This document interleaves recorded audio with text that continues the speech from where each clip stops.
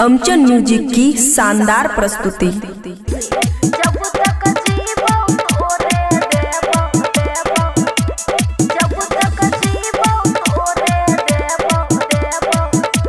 खुशी recording studio बलुआहा।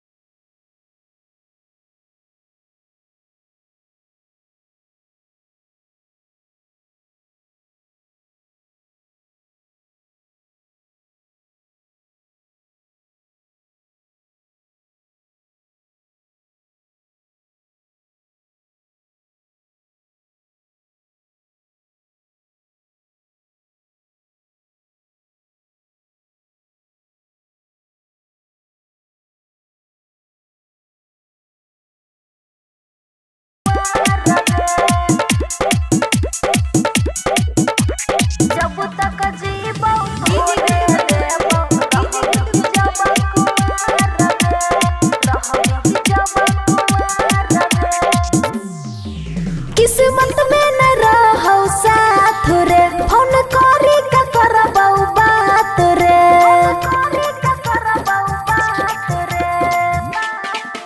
किस्मत में न रहो साथ रे, फोन करी का करबौ बात रे। जब मन होई तो तोहर मिलै है ससुराल रे।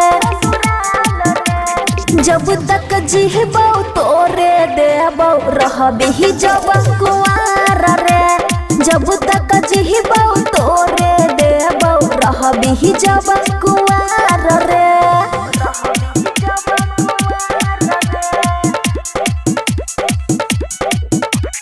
जब तक जीबौ तोरे देबौ रहबही जब कुआर रे।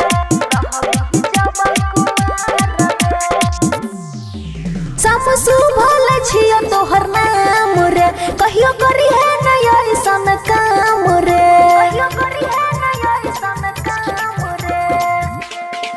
समसु भल छियो तोहर नाम रे, कहियो करी है न ऐसन काम रे। राइटर सुमित साजन तोरे में बसो संसार रे। जब तक जीबौ तोरे देबौ रहबही जब कुआर रे। जब तक जीबौ तोरे देबौ रहबही जब कुआर रे। खुशी रिकॉर्डिंग स्टूडियो बलुआहा।